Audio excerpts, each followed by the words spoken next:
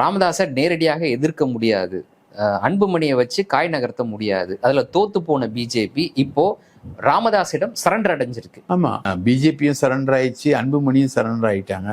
எதை ஒன்னா செஞ்சு தர தயார். ரைட்டா?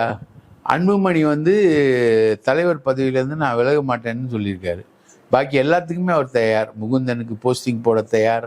சௌமியா அன்புமணி இனி மரியாதை குறைவா பேசுறத தடுக்கிறதுக்கு அன்புமணி தயார். எல்லாமே தயார். ஆனால் ராமதாஸ் எதற்கும் தயாராக இல்லை. இப்போ அன்புமணியே இறங்கி தைலாபுரத்துக்கு பேசினதுனால அந்த சூடு தணிஞ்சிருக்கு.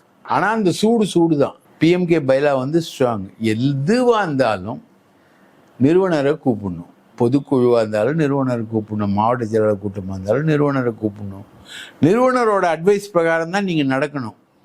அவரை கன்சல்ட் பண்ணாம அவரோட கருத்து கேட்காம எதுவுமே நீங்க நடக்க முடியாதுன்றது தான் பைலா.